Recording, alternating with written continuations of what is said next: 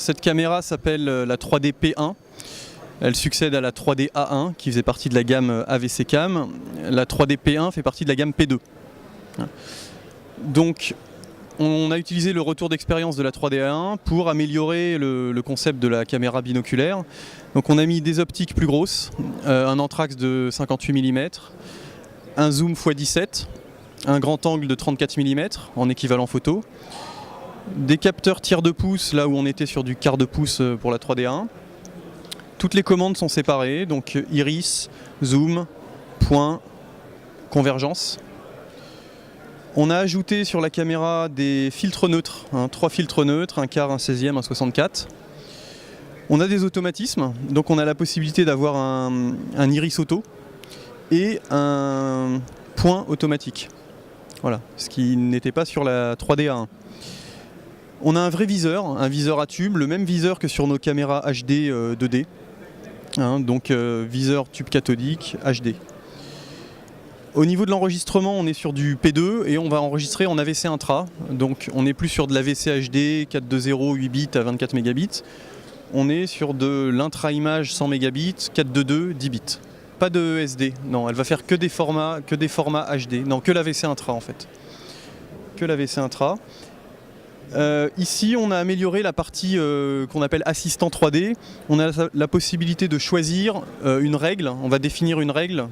Est-ce que je tolère 1% de parallaxe, 2%, 3%, etc. On va la rentrer dans la caméra par l'intermédiaire du menu. Et on va pouvoir déclencher des alertes qui nous disent en rouge si on dépasse sur la parallaxe négative et en jaune si ça dépasse en parallaxe positive. La possibilité aussi d'afficher en vert les points de convergence sur l'image. Et puis un petit oscilloscope qui nous permet d'avoir un oscilloscope 3D qui nous permet de voir où dans l'image, sans masquer l'image, où est-ce qu'on jaillit, où est-ce qu'on a la 3D en profondeur, est-ce qu'on dépasse, est-ce qu'on dépasse pas, etc. Au niveau de l'audio, on est comme sur une caméra 2D, on va avoir des entrées XLR à l'avant, à l'arrière, la possibilité de mettre un récepteur HF.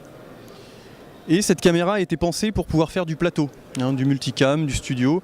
Donc on a la possibilité de mettre un adaptateur vers une voie de commande.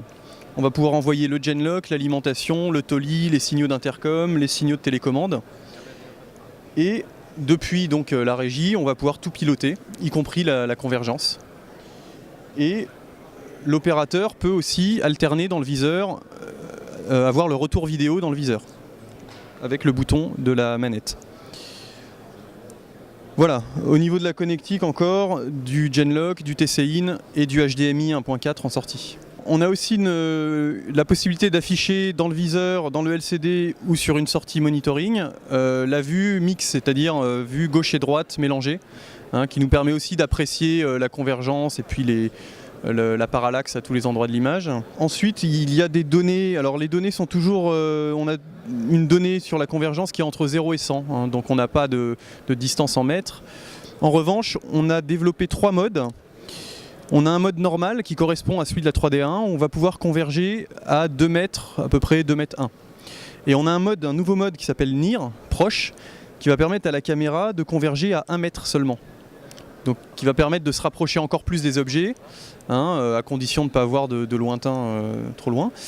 Mais voilà, on va pouvoir diminuer encore la convergence. Par contre, le zoom sera réduit à x8 au lieu de x17 dans cette configuration. Quand la convergence sera à 0, on convergera à 1 mètre. Alors qu'en mode normal, quand la convergence indique 0, on est à 2 mètres. C'est une action mécanique sur les optiques. Là, c'est des optiques qui convergent réellement. Sur la 3D1, on avait des lentilles au bout des optiques qui faisaient la convergence. Là, c'est vraiment les optiques qui convergent entièrement. On a aussi une chose importante, c'est la possibilité de rattraper certaines erreurs, un peu comme sur la 3D1, mais là, on a des réglages qui vont rester. C'est-à-dire, on observe une petite disparité verticale ou une petite disparité sur le point ou sur l'iris. On va pouvoir corriger et enregistrer ces corrections pour le reste du tournage. Voilà. Ce qui évite d'avoir à renvoyer la caméra en réparation pour une simple ligne de décalage.